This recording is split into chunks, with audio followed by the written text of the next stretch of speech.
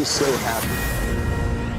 President Biden on defense, lashing out during what was supposed to be good news that he will not be indicted for those classified documents he was hoarding. Instead, it was sad. Most importantly, it was a storm of unpresidential behavior. I'm Harris Faulkner. You are in the Faulkner Focus. Some questioning special counsel Robert Hur's decision to file no charges against Biden, and big focus on the many, many examples of a deteriorating Joe Biden. Hur wrote that a jury would have a hard time convicting a well-meaning elderly man with a poor memory. He noted Biden didn't remember when he was vice president and couldn't recall when his son Beau died. A furious President Biden called an impromptu news conference. I've seen the headlines since the report was released about my willful retention of documents. These assertions are not only misleading, they're just plain wrong. There is, in fact, a shortage of evidence that I willfully retained classified materials related to Afghanistan. I did not share classified information. I did not share it. With your ghostwriter? With my ghostwriter, I did not. Guarantee you did not. So didn't he read it, or are his handlers just not telling him the truth? We want to give those statements he just made a focus fact check with quotes from the report. 1, President Biden willfully retained and disclosed classified materials. 2, he marked classified documents about Afghanistan were found in a box in Mr. Biden's Delaware garage. That's right from the report. These are quotes. And the third one, some of the portions that Mr. Biden read to his ghostwriter remain classified at the secret level. Dr. Mark Siegel. Well, I compared him to my 100-year-old father, who was able to answer these questions and remembers that French President Francois Mitterrand died in 1996. My father remembers that, and he's 20 years older than the president. So that proves, to me at least, that it's not linear age, and it's a question of fitness. Biden also worked to distinguish his documents case from President Trump's case. As you know, he's facing 40 counts. Let's watch. I was especially pleased to see special counsel make clear the stark distinction and difference between this case and Mr. Trump's case. Nikki Haley posted, the double standard is glaring. Both Joe Biden and Donald Trump were reckless with classified documents. If Biden's defense is old age and forgetfulness, Trump can easily make the same claim. This is Nikki Haley. Trump should quickly hire Biden's lawyers. Former U.S. Attorney Brett Tolman in focus. First, let's go to Peter Doocy outside what must be a bevy of activity today, the White House. Peter. Wow. Yeah, there's going to be, Harris. And these special counsel observations of President Biden look bad. So we asked the president, how bad? About the White House. Biden, something the special counsel said in his report is that one of the reasons you were not charged is because, in his description, you are a well-meaning elderly man with a poor memory. I'm well-meaning, and I'm an elderly man, and I know what the hell I'm doing. I've been president. I put this country back on its feet. I don't need his recommendation. It's totally How bad is your memory, and can you continue as president? My memory is so bad, I let you speak. Yeah, well, the report was so bad, Biden's lawyers ahead of time tried to have that stuff stricken, writing to the special counsel before the report's release. We do not believe that the report's treatment of President Biden's memory is accurate or appropriate. And besides, President Biden says he didn't do this. I take responsibility for not having seen exactly what my staff was doing. It goes in and points out. Things that appeared in my garage, things that came out of my home, things that were moved not by me, but my staff. President Biden is also disputing a line in the Hur report that he forgot what year Beau Biden, his son, passed away. I know there's some attention paid to some language in the report about my recollection of events. There's even reference that I don't remember when my son died. How in the hell dare he raise that? Frankly, when I was asked the question, I thought to myself, it wasn't any of their damn business. It's a very emotional topic But as we understand it, it was some of their damn business because when you go back to the reporting from January of 2023 at the Biden office, some of the classified materials were reportedly mixed in with materials about Beau Biden's memorial service. Harris. I started off with it's sad, but most importantly, not presidential behavior. Peter Doocy, thank you. The Wall Street Journal editorial board with this headline: Biden's doddering document defense. It writes Biden was well aware of the rules required to protect national secrets. All of this also raises a question of double standards. Trump is alleged to have lied about the documents and refused to cooperate, in contrast to Biden. That may be true, but Hur's report will still be front and center as part of Trump's defense. And you can bet it will now be a staple of Trump's presidential campaign. Brett Tolman, former U.S. attorney and former counsel for the Senate Judiciary Committee. You know what? I want to start with something that people may not remember. And it's how we found out about those documents in the first place. And that they had been sitting, some of them, at the Penn Center with Biden's name on it. And they weren't actually turned over until many days after those documents had been unearthed. And 4 months later, the public was told about them. Your thoughts? Harris, thanks for having me on. I will tell you that I have some very interesting thoughts on this. One, I have a case right now, a private citizen that possessed and illegally retained classified documents, and I'm absolutely certain that they are intent on charging him with a felony. And so it's a contrast to watch and see a special counsel identify this as a private citizen illegally retaining classified documents, and then above that is disclosing information from those classified documents. You highlight a very important point, and that is how we got here in the first place.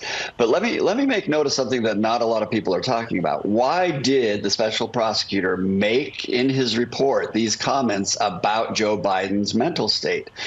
He did so because there is a requirement in the Department of Justice that you bring a case if you have sufficient evidence to get past a jury. So this was a grasp by the special counsel because they do have enough evidence to get past a jury. They had to somehow identify something that would give them a hesitation to present it to a jury. And that was the only thing. This should tell us how weak their justification is for not bringing the case, because their only line of doubt is that he is so old and his memory is so bad, they worry about getting it past a jury. The public needs to see why the special counsel is going through that manipulation in order to justify no charges. So that's really interesting. And when you say evidence, that they had sufficient evidence, I fact-checked some of what the president said last night. And among those things was that, in fact, he had shared classified information with at least one person we know of, and that was the ghostwriter, which then that person would repeat that information because you're using it for a memoir, and then some of it was top secret. I mean, so if that's what you mean by evidence, the report tells us that they had evidence. Yeah, and in addition to that, Harris, you're absolutely right. There is sufficient evidence to get it past a jury, and that standard is beyond a reasonable doubt. Above that, you have allegations that there may have been some destruction of audio tapes in reaction to the notification that Joe Biden was going to be interviewed and investigated for this. So if that's the case, you have an even more compelling reason to bring the case, because you have potential obstruction of justice by some of those that were interacting with the president. Well, he threw every staff member under the bus, and I'd have to imagine over the years that those papers have been sitting in, various places in torn boxes, that sort of thing. I bet there were many staff members that have left and come and gone, and so that's a lot of people. So that was kind of an easy out. That's like blaming a stadium full of people, probably. All right, not that many, but a few. The left is now, if we get to politics now, is directing their anger to Attorney General Merrick Garland. Here's a posting online. I'm furious. It's another James Comey deja vu event from 2016. A political hit job was allowed to be published without any guardrails of political balance and protocol. With the special counsel report, it pushed Trump closer to re-election. Merrick Garland must resign today. Your response? Merrick Garland had one job, and that job was to justify not charging Joe Biden and justify charging Donald Trump.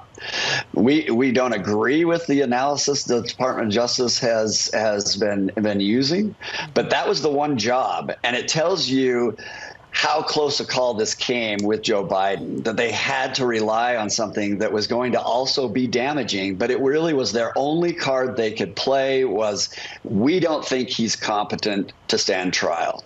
And if that's and the reason for that is it all goes back to they had plenty of evidence to bring this case, and they had justification to bring it since they brought one very similar against President Trump. Do you think it's a pass? I mean, if he can't stand being indicted, how in the world is he allowed to stand being a commander-in-chief? He's got the world's best military at his fingertips. Like, how is that allowed to happen, but they can't indict him? I mean, that feels like a pass. Why can't they go for it? There are a lot of people who can't remember things, and they still end up in court. And Harris, I've never seen a prosecutor screen a potential case that has this much evidence on a classified documents retention and disclosure case in which they made the arguments for the defense and the defendant in their analysis of whether to bring the case. It's unprecedented. Wow. And you've got that case cooking right now, so you know what these things look like side by side for regular citizens and the most powerful American in the country, Joe Biden. Good to see you. Thank you, Brett, for breaking it down. Well, new polling repeatedly has shown voters are not buying Bidenomics. What won't help? The Treasury Secretary's admission about the sky-high prices Americans are buckling under right now. Plus, we are waiting for the U.S. Supreme Court's decision. Remember, yesterday was a big day, particularly for the former President Donald Trump. Some explosive oral arguments we watched in that battle to stay on Colorado's primary ballot, and others. Watch. The U.S. Supreme Court is going to reverse the Colorado Supreme Court. They're going to make it clear that no one state can take President Trump or any other presidential candidate off the ballot, even potentially 9-0. Well, that was just part of what some are calling the former president's best day ever. Well, he does have a beautiful wife and children, so he's had some other amazing days, but politically, yes. Ari Fleischer and Focus next.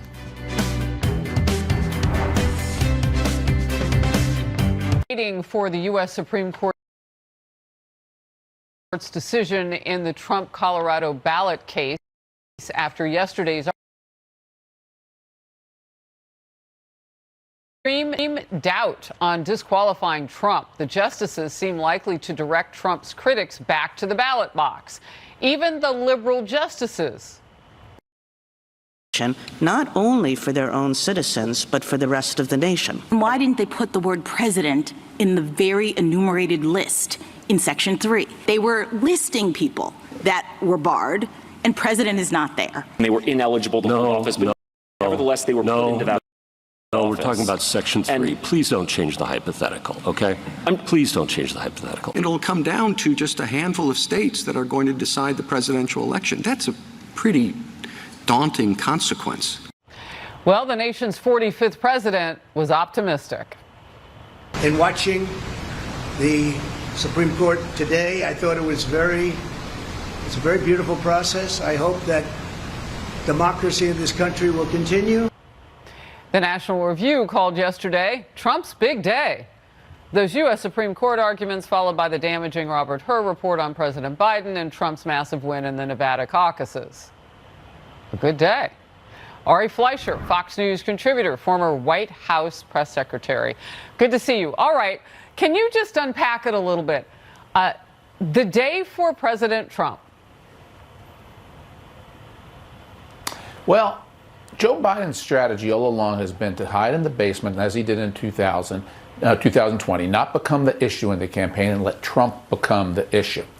Yesterday, Trump became a good issue because things went his way. Biden, with a focus on Biden, became a disaster. And that's why Biden's strategy is to not be a visible president, not be an active president, not campaign in a visible way or take questions from reporters. Because when the focus is on him, he fails. The best way Joe Biden thinks he can win is keeping the focus on Donald Trump. Well, you know, it was interesting. Last night I was watching every network, as, you know, journalists are wont to do. And Robert F. Kennedy Jr. ended up on one of them and said that there's a page turn to him now. I'm paraphrasing. That now it's okay to ask about how is Joe Biden's acuity, so on and so forth, in a wider scale. That is the kind of day when they did not indict you that you could only bring against yourself.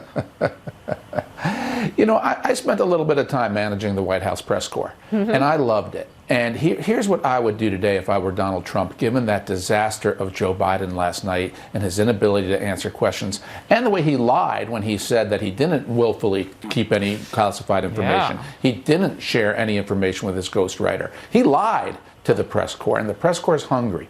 If I'm Donald Trump today, I challenge Joe Biden, and I say, I challenge you in the next 3 days to hold a news conference and answer reporters' questions. And if you do, for every one question you take, I'll take 3. Ooh. And put the challenge to Biden. And then let Biden just not answer any questions today, tomorrow, the next day, because he can't. The White House staff will not put him out. It would be a disaster. And by the way, if I'm a White House reporter, the questions I'd say to Joe Biden is, when were you vice president? When did your son die? Yeah. What was the last country you visited? If you want to see if he can't remember things, ask him. Make him show on live TV that he can retain information. Get to the core of the issue. That's what I would do if I were Trump and if I were the White House press corps. Yeah, and you know, for all of those gotcha critics, all you did right there, which was masterful, is go to the Robert Hur report and ask the same 2 or 3 questions that they ask. So that's all you're doing. And you in remember, fact, Harris, that's a healthy heads up if you read the report. Do you remember when Joe Biden went abroad and then he came back and he was on a rope line with a little kid at the White House who said, what was the last country you visited? And he couldn't even remember, even though he had only just returned. So ask him the obvious questions in which we've all seen him fail already, and let him do it on national TV for the American people to see. And look, this isn't for you know, vendetta or personal embarrassment or any of that. This is within the bounds of politics, because that's where we are. He said, watch me, at the beginning of this process when the questions were already coming. All right, here's a taste of how the liberal media are treating the former president after yesterday's arguments. Iran was broke when I left. They had no money to give to Hamas. They had no money to give to I think we have gotten all the legal analysis we're going to get out of President Trump. You know, it's odd there because this was actually an opportunity for her to come out and say, no, it's not, because he wants to talk about himself. Ari. I'm so glad you played that, and I'm so glad CNN did that too. Because what the American people know is that they're laughing at us. They're not laughing at Donald Trump. They're laughing at people who might support Donald Trump. They're laughing at half the country. It is the exact same clip that Don Lemon displayed on CNN when Don Lemon was mocking Donald Trump's supporters with 2 guests that he had on his show. I remember. He laughed his head so hard it hit the set, and he said, thanks, I needed that. They laugh at the American people. And that's what we saw on CNN. That's why they cut away from it. And that's why they think it's funny that Donald Trump talks. You know, Harris, this is the disrespect for the office of the presidency for Donald Trump that just drives this country crazy, half the country crazy. It fits the deplorables line that Hillary Clinton used. So, yeah, CNN's anchors and guests, they laugh at the American people. Wow. You know what? I want to bring up one last thing. You talked about what Donald Trump should do, and that challenge to the press corps. I mean, to ask the same questions that were in the Robert Hur report, excellent. But also to say to Joe Biden, for every 1 question you take in the next news conference, Trump will take 3. Brilliant move. There are a number of Republicans now that want President Biden removed using the 25th Amendment. The amendment gives the vice president and cabinet power to remove the commander-in-chief from office via a majority vote in the event it's determined he or she is no longer fit for office. Your take? Not going to happen. Look, these are Joe Biden's protectors. And one of the reasons I think Robert Hur wrote the report he did is, think about this. Who other than his protectors, Biden's protectors, Jill Biden, the top White House staff, people who are around him, cabinet, who has seen him in action other than those protectors who won't tell us the truth? Robert Hur. He is the first outsider allowed in for any length of time to ask questions, to gauge Joe Biden, to see him. Members of Congress see him here and there, come and go. Hur spent 2 days asking questions, and I suspect he was astounded at what he saw.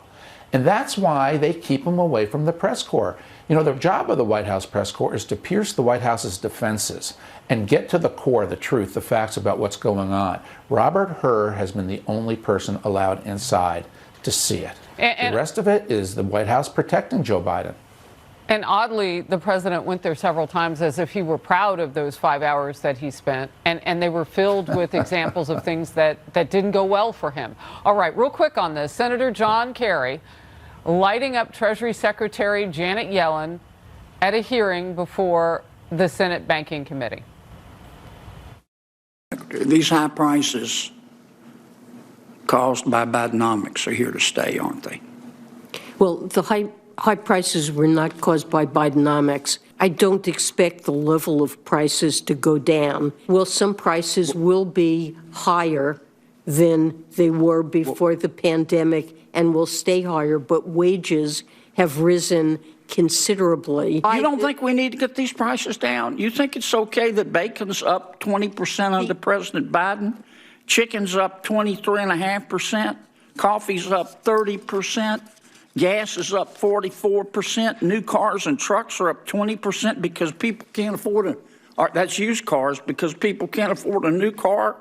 They're up 24% under Bidenomics. You don't think we need to get these prices? Wages are also up, and wages are up They're more. not up 24%. They're not up 27%. They're not up 23%. They're not up 31%. I'm sorry. Wow, from Louisiana, of course, that is Senator John Kennedy, and he was ready. It's the core issue in this re-election, this and the border.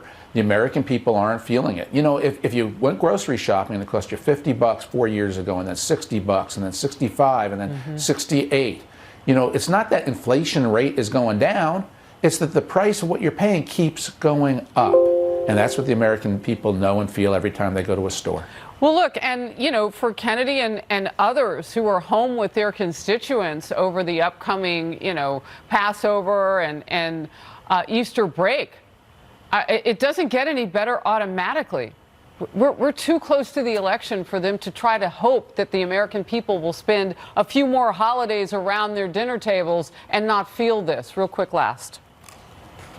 Yeah, I do think there is time. When we have Biden, if you're a Democrat, you still can hope that the economy turns around by November. I'd say that you've got till about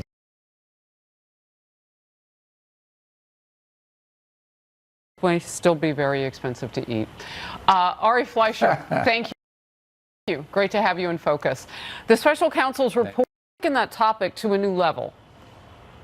The question is, are Democrats willing to go forward between now and November with a candidate that many in the country may not think is up to the job for 4 more years? Democrats reportedly calling the findings a political nightmare for their party. And a week filled with brutal gaffes is not helping Biden's case. Whew, it's been tough. Power panel.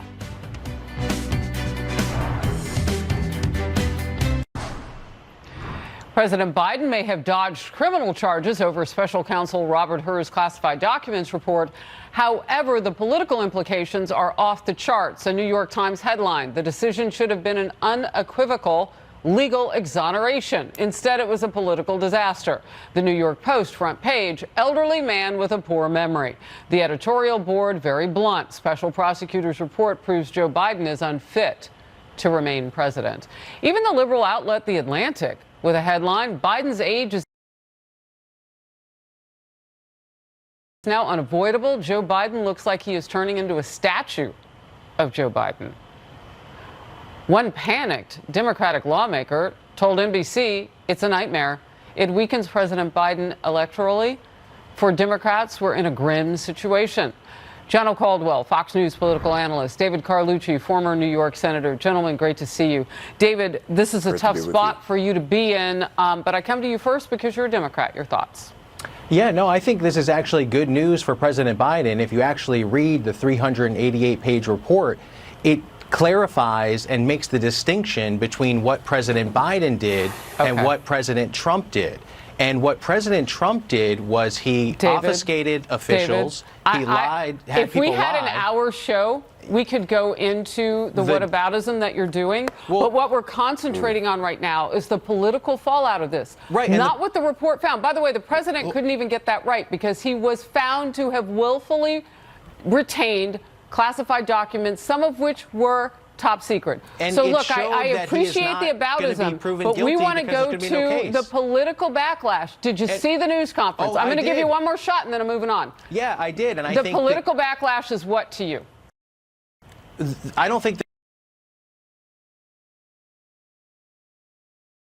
there is much of a political backlash. Maybe a couple days of this focusing on ageism. But the reality is that this is a double-edged sword for the GOP.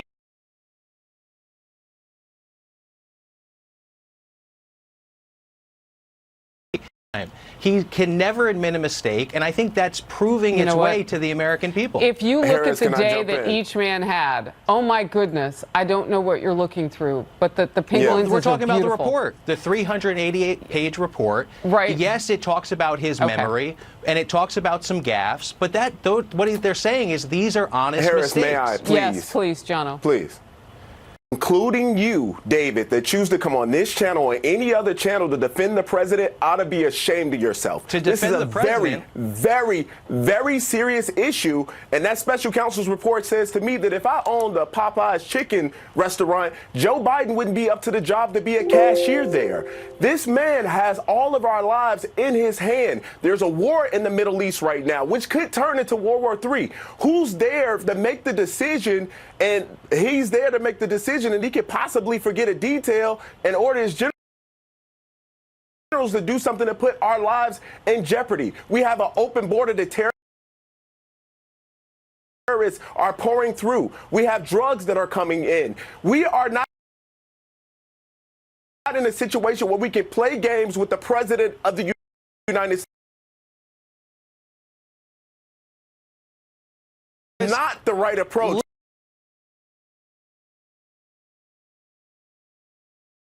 Key part here that says, oh, he made some mistakes. He did mix up some dates. You know why we're focused on it? Because your guy that you defend couldn't even take a victory lap.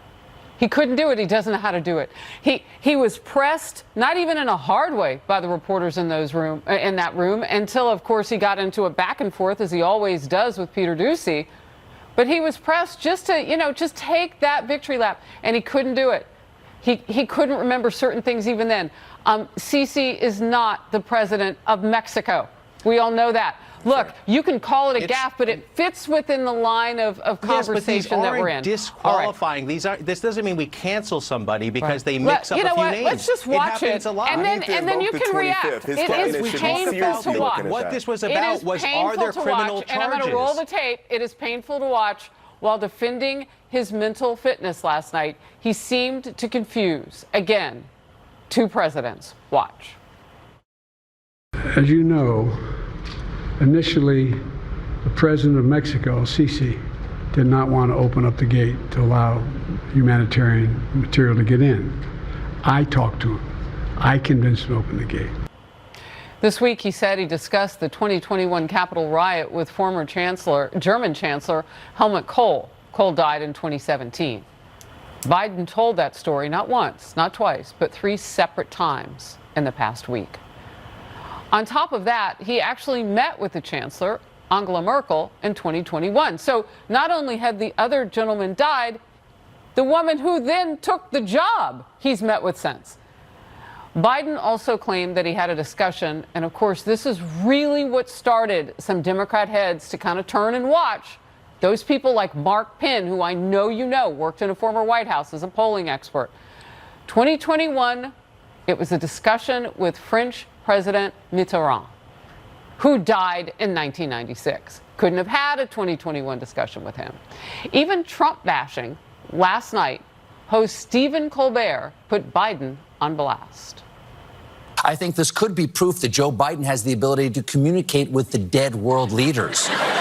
He's so old, he straddles the line between this world and the next. That means, follow me, that means Biden can pierce the veil of mortality to assemble the greatest team to tackle any problem. The White House ducked and tried to explain. In Las Vegas, he told a story about recently talking to a French president who died in 1996. I'm not even going to go down that rabbit hole with you, sir. What is We're the going to rabbit hole? Go ahead. He said he talked to Mitterrand. Go ahead. The president, in his public remarks, talked about having conversations in 2021 with European leaders who were deceased at that time. What he was trying to say, look, many people, elected officials, many people, they can misspeak sometimes, right? So, David, I want to meet you right where you are with the word gaffes, because that seems to be what you see all of it as. An NBC poll taken before any of the most recent moments found more than 3/4 of voters have major or moderate concerns about Biden's mental and physical fitness. That includes 54% of Democrats. David Carlucci. Yeah, well, concerns are one thing, and then going and voting for someone is another. And I think actions speak louder than words, and that's what we've got to focus on here. We can take some snippets, we could take some parts of the 388-page report, we could take a few gaffes and misspoken words. That happens to the best of us. It happens to all of us. We all misspeak occasionally.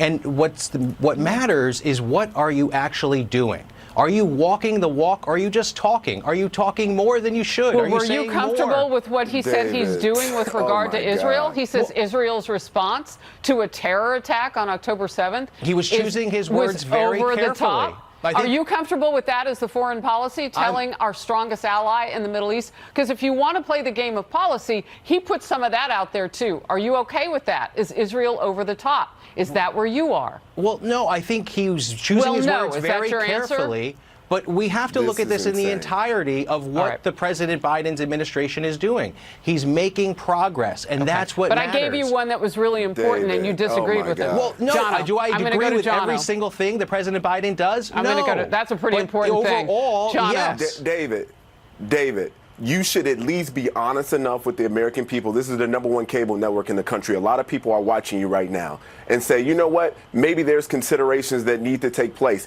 Maybe there is a need to invoke the 25th Amendment. Maybe Democrats can be more honest about where Joe Biden is. I don't wish any harm on the president. I pray for the president. I pray for this country. But this man has put us in a terrible set of circumstances, and no one, including his wife, Jill Biden, will say, you know what? Enough is enough. They need to get him out of office. He's endangering the lives of all of us in the current conditions that he is in. And David, the fact that you won't even say that says a whole lot about you. And I say that respectfully. I disagree with you. That's why. Because we can have an honest conversation and a discussion. Absolutely, you can disagree. But voters ultimately decide, and that's why President Biden's going to win re-election. Absolutely, you can disagree. And we will see what happens. I just wanted to show you the bevy of receipts, and it's only an hour show. I have many more, too. Both gentlemen, great conversation. Thank you very much. Thank you. Good to see you. Well, if you thought the outrage couldn't get any hotter over that cop beating that happened in New York City, and they're looking for people who are non-American citizens in that, well, it just got hotter. District Attorney Alvin Bragg is trying now to do some damage control. A grand jury has returned an indictment on 7 individuals for their roles in assault on 2 police officers in Times Square on January 27th. Yeah, that was telling us that 7 of the most dangerous of those people, illegal immigrants roaming around, they wouldn't even give us the details of how they knew that they were the most dangerous. It took them a while to start to really round these guys up. A little late now since he let them out on bail, and that's where this started, 0 bail. Jason Rantz in Focus next.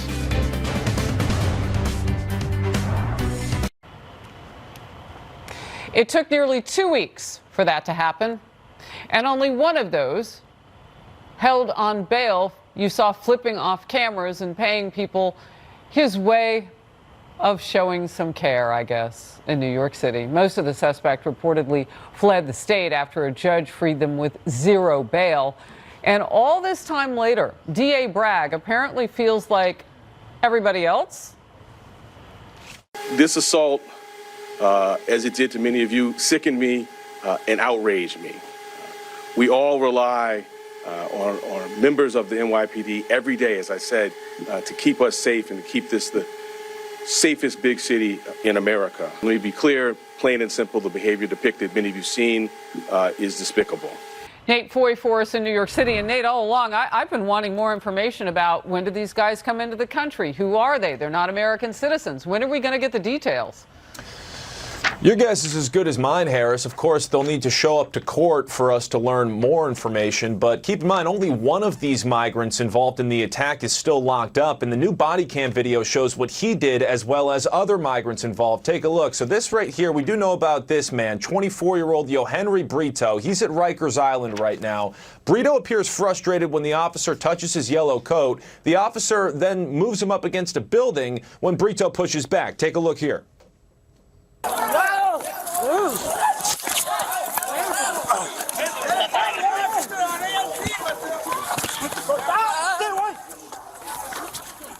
So, Harris, this is when the other migrants start kicking the officers while they're down. The 5 identified migrants all face felonies, including several second-degree assault charges and 1 charge of tampering with evidence for swapping jackets. Mr. Juarez, depicted here in a gray jacket with his hands in his pockets, he watches this assault from a distance, but eventually gives up this gray jacket that he's wearing to Mr. Brito. DA Bragg said 5 people involved in the attack haven't been arrested yet. He also said there are no warrants out for their arrest. DA Bragg defends his decision against requesting bail for several suspects, saying he wanted to proceed cautiously to ensure he identified the right people. Harris? What about proceeding cautiously so that the public is aware of those people among us? Bragg said that these would have been the most dangerous 7 of that group, that mob that attacked NYPD cops. And you know they know their story as illegal immigrants. You know they know it by now because they've got all this information on them. They need to tell the public what they know at this point. If those guys are still on the run, it's ridiculous. Nate Foy, great reporting as always. Thanks, Harris. The New York Post blasting the DA's delay with this headline. Now DA Alvin Bragg gets around to indicting the cop beaters who fled. In focus, Seattle radio host Jason Rantz. So I am hot on this issue right now because if those people are as dangerous as Bragg said they were, what? They don't even have warrants for their arrest? Yeah, precisely. And we go through this every single time with Alvin Bragg. It is a rinse, wash, and repeat. He goes easy on someone, gets some pushback from the public, then tries to walk it back, but doesn't actually do anything meaningful to change the situation. We're going to continue to get this over and over and over again. And I will say this, he is at least consistent. We know precisely what it is we're going to get. And I can guarantee you that this is just going to continue to happen. I mean, in this case, we were all lucky to have these officers not get seriously injured and or killed. But we are having people coming into this country illegally who are not being vetted, who are being welcomed into New York City with open arms, and they're only waiting until after an inevitable crime occurs before folks start to feign their outrage while still not really doing anything. So, this is more now going to be a political issue. This is on the people of New York to step up and demand something better. And the next time you've got Alvin Bragg out there, understand you're going to have to put the pressure on him from the beginning. Otherwise, he's going to completely ignore what he should be doing. Our first line of defense are our law enforcement. How many of them get to be harmed, have to be harmed, I should say, until they wake up to what's happening in the city? And oh, by the way, the governor, Kathy Hochul, could get rid of Alvin Bragg. She could replace him. If she wants to complain about what's been happening, and she has been, why doesn't she do her job, step up and get rid of the soft on crime DA who doesn't want to put a warrant out for 5 of these dangerous suspects? And they need to tell us who's on the streets. You know they know, because they have their names and other information. When did they cross the border? Who are these people? And how dangerous are they for the rest of us? Wow. Jason Rantz, always great to have you in the program. Thank you very much. Thank you for watching the Faulkner Focus. We had a lot of breaking news yesterday with the United States Supreme Court case that was before it on keeping Donald Trump off the ballot in Colorado. We await that decision. We've been told it'll likely be days, not months. We'll cover it when it happens. Outnumbered after the break. Thì tiếp theo các bạn sẽ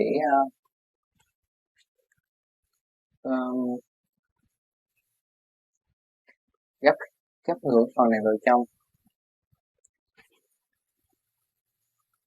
Tiếp theo các bạn sẽ gấp cái phần này vào trong cho mình.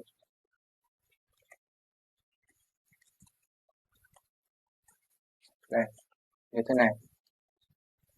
Đấy, các bạn sẽ gấp cái phần này vào trong. Đấy.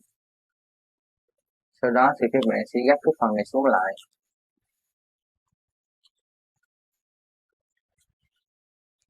Đây, như thế này.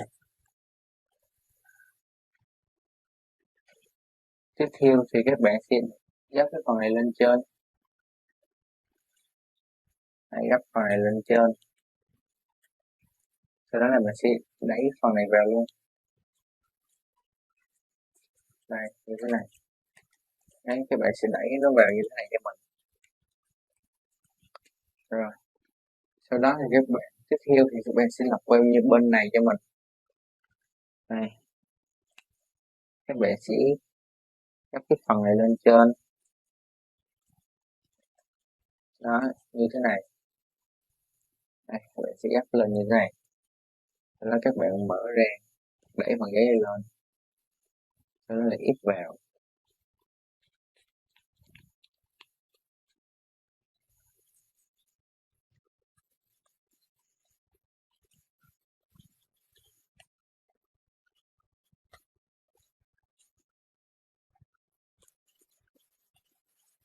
Đây, như thế này.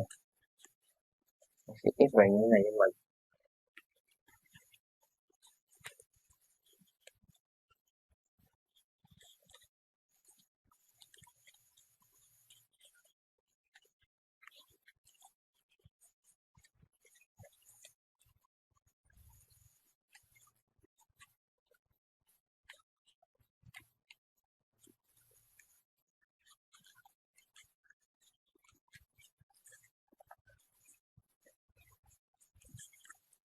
Đây, sau đó thì các bạn sẽ mở cái phần này ra.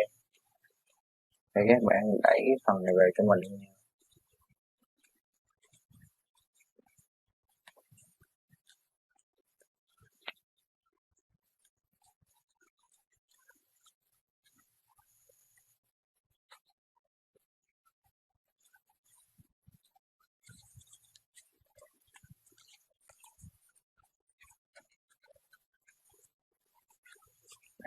Đây, thì các bạn sẽ được một cái phần cỡ hình như thế này. Tiếp theo thì các bạn sẽ gấp cái phần phía dưới này xíu lên như thế này. Đó, xíu lên như thế này. Sau đó thì mình sẽ dùng ngón tay đẩy phần này lại, bóp phần này lại. Đây, các bạn sẽ bóp lại như thế này cho mình.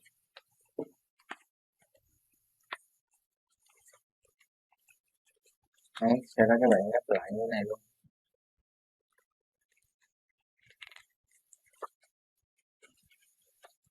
Đây, như thế này. Thì tiếp theo các bạn sẽ mở cái phần giấy đây ra lại cho mình.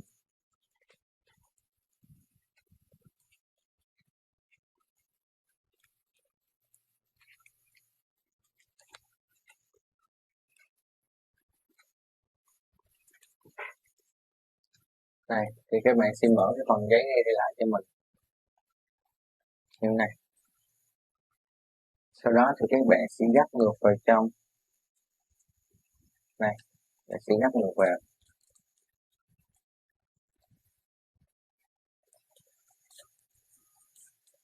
Đây, các bạn gấp ngược lại như thế này. Sau đó thì các bạn sẽ mở ra.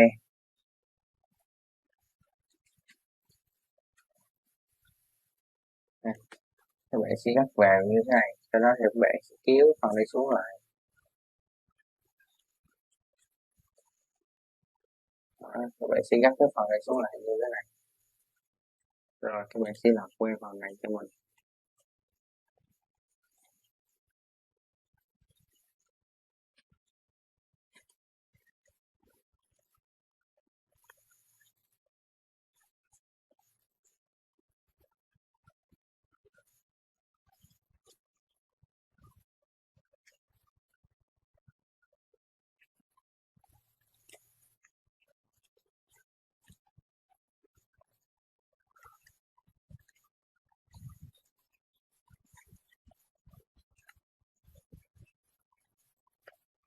Các bạn sẽ này, sau đó các bạn sẽ gấp xuống như này cho mình. Về các bạn đẩy phần giấy này qua. Các bạn sẽ đẩy phần giấy này qua.